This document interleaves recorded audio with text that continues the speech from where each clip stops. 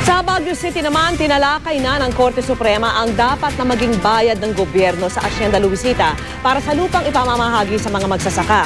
Magiliw din humarap sa media si Chief Justice Renato Corona. Saksi si Lia Manyarac del Castillo. Sa kanilang en banc session sa Baguio City, tinalakay ng Korte Suprema kung magkano ang dapat na maging bayad ng gobyerno sa Hacienda Luisita para sa ipamamahagi nitong lupa sa mga farmer beneficiary. Iginiit kasi ng Hacienda na ang dapat pagbatayan ng bayad ay ang halaga ng lupa noong 2006 kung kailan ito inisyuhan ng Notice of Coverage ng Department of Agrarian Reform.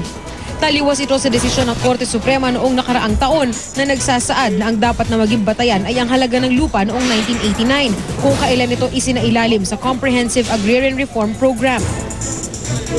Hopefully, we can have a ruling on the Hacienda Luisita already by next week. Ngayong araw, nagawang humarap ni Chief Justice Renato Corona sa media. Nakangiti at game pa siyang nakipagkamay. Sabay hingi ng pangunawa kung lumamig man daw ang pakikitungo niya sa media nang magsimula ang hinaharap niyang impeachment trial.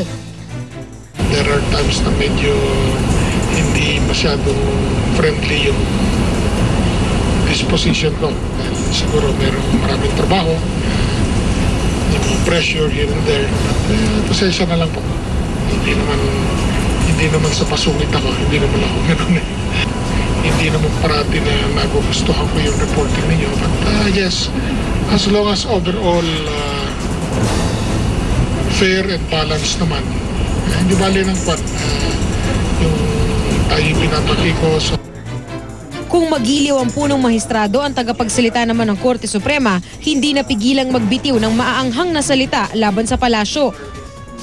The impeachment process is now being used as a means of achieving political agenda. Prior to the ongoing impeachment trial of the Chief Justice, the President himself has led a barrage of attacks against the head of the judiciary. Tanong naman kay Attorney Maidas Marquez ng Palasyo, na ipaliwanag na ba niya ang mga hindi raw naideklarang pera at iba pa umunong asset ng punong mahistrado sa SALN? Una nang sinabi ng depensa na buong-buo nilang ipapaliwanag ang SALN ng punong mahistrado sa pagpapatuloy ng impeachment trial ngayong Mayo. Ako si Lia Manyarac del Castillo, ang inyong saksi. Sa bisperas ng kanyang kaarawan, naglibot si dating Pangulong Joseph Estrada sa ilang lugar sa Maynila at namigay ng mga delata at bigas. Sinagot din niya mga tanong kung maagang pangampanya ba ito para sa eleksyon. Saksi si Sandra Aguinaldo. Wala, hindi ko pa iniisip yun. Pag-iisipan ko. Wala pa raw desisyon si dating Pangulong Joseph Estrada kung tatakbo ba siyang mayor ng Maynila. Pero sa kanyang paglilibot sa mga mahihirap na komunidad sa Maynila, mayor na ang tawag sa kanya ng ilan. Sa bisperas ng kanyang 75th birthday, inikot din ni Erap ang Baseco, Smoky Mountain at Parola sa Maynila at namigay ng bigas, delata at biskwit. Hindi naman ako nakakampanya. Kundi ito, panata ko na. Ang araw pa, mayor pa ako. Punitin ang ticket! At kahit na nakakulong ako. Pero totoo raw na malapit sa puso niya ang Maynila dahil dito siya ipinanganak at naging empleyado pa raw ng City Hall ang kanyang ama. Naawa ko sa Luzon ng Maynila dahil napag-iwanan ng Makati, ng Quezon City, ng Taguig. Ayun pa naman ang capital city natin. Sa aking pagdadasal, minsan may pumapasok sa akin na hindi pa ako dapat magpahinga. Meron pa ako lakas para tumulong sa ating mga kababayan. Kilalang taga Green Hills si Erap at naging mayor pa nga ng San Juan. Pero kung tumakbong mayor ng Maynila, di raw problema ang 1-year residency requirement. Meron akong bahay sa Santa Mesa. Hindi issue yun. Yun ang kauna-unahang property ko nung ako'y artista. Natagpuan ng GMA News ang property ni Erap sa Santa Mesa. 4-door apartment na itinayo ng dekada 70 at pinareconstruct noong naging pangulo siya. Hindi pa sikat.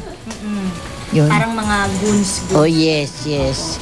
Tapos, nagbubuhat pa ngayon ng basurahan dyan pag dumadaan ng basurero. Oo, tumira siya kasi yung harapan niyan, parang ano ni doktora yung ginawang parang clinic at the same time meron siyang pharmacy. Ang Maynila ang kabisera ng Pilipinas. Kung sino man ang maging mayor dito ay itinuturing na isa sa pinakamakapangyarihan sa ating bansa. Di nakapagtataka ng mga bigatin din ang mga politikong nag-aasam sa pwestong ito. Kasama ni Erap sa kanyang paglilibot ang mga kaalyado na sina Valenzuela City Mayor Sherwin Gatchalian at dating Senate President Ernesto Maceda, na kapwa pinakilala niyang tatakbo sa pagkasenador sa 2013. Sandra Aguinaldo ang inyong saksi. Sa showbiz saksi, kasunod ni superstar Nora Honor, isinusulong din ngayon na hiranging national artist ang star for all seasons na si Vilma Santos. Kaya naman tila muling nabubuhay ang rivalry o banggaan ng mga diehard Noranians at Vilmanians. Darito ang report. No! No! Wait! Wait! Wait! No! Dahil sa di raw matatawaran na ambag ni Nora Honor sa pelikula at telebisyong Pilipino, todo suporta ang mga certified Noranian sa resolusyon sa Kamara na nagsusulong na kilalanin ng superstar bilang national artist. Si Nora Honor, idol ko yun.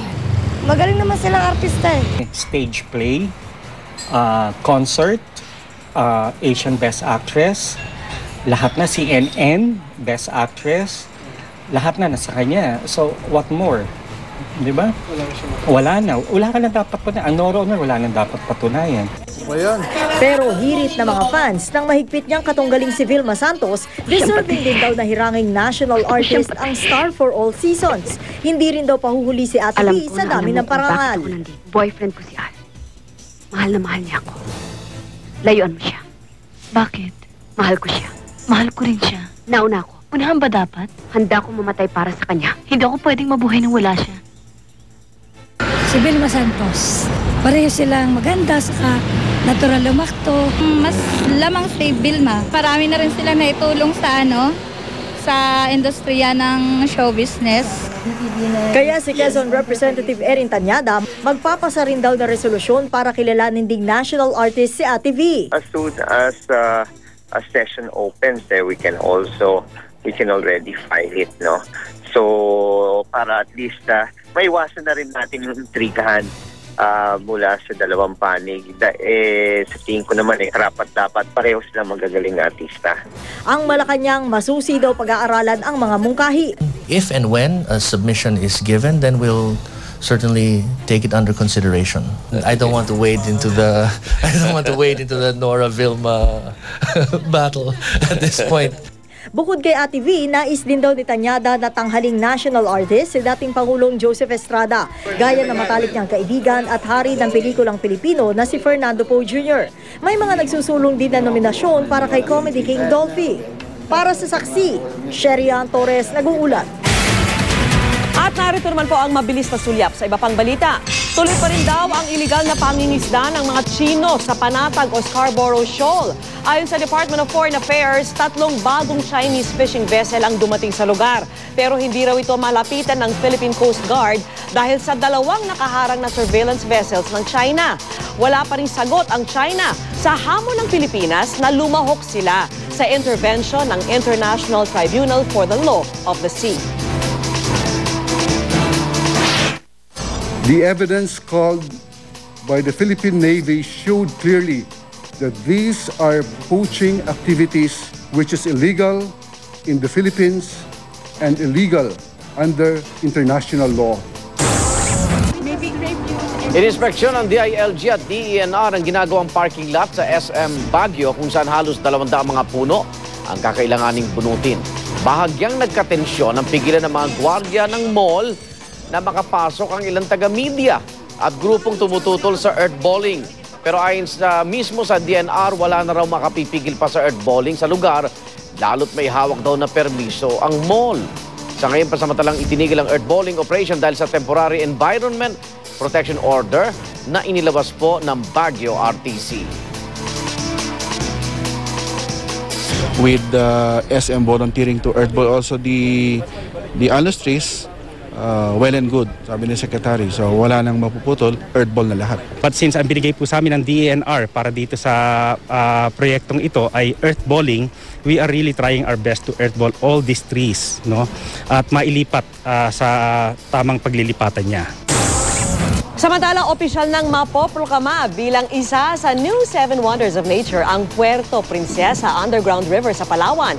Sa Sabado, isang engrandeng selebrasyon ang gaganapin sa Pasay na dadaluhan pa ng mga organizer ng New 7 Wonders of Nature para ipagkaloob ang parangal. Dadalo rin si Pangulong Noynoy Aquino bilang guest of honor at ang ilang TV personality. Umaasa ang lokal na pamahalaan ng Puerto Princesa na lalo pang lalago ang turismo sa kanilang lugar. Samantala, bagong karangalan muli ang hatid ng GMA News and Public Affairs sa bansa. Kasunod yan ang pagkakapanalo ng GMA ng 3 medalya sa prestigyosong 2012 New York Festival's International TV and Film Awards sa Las Vegas, Amerika. Silver World Medal ang nasungkit ng episode na Eyewitness na Lapnos. Gayun din ang front row episode na 22 at Yaman sa basura ng GMA News TV. Ang tatlong ito ang tanging entry ng Pilipinas na nakakuha ng Silver World Medals, habang ginawaran naman ng finalist certificates ang 6 pang entry ng GMA News TV. Saksihan mamaya. IT company nireklamo ang isang babaeng manager ng GMA News TV dahil sa halos 7 milyong pisong talbog na cheque. Aramina idinamanda ang sariling kapatid na si Christine Reyes. Richard Gutierrez, nasita na nga ba sa SLEX dahil sa speeding? At mga salitang Ingles na binigyan ng bagong kahulugan ng mga Pinoy, patok sa Twitter. Huwag bibitiw! Sama-sama pa rin tayo magiging saksi.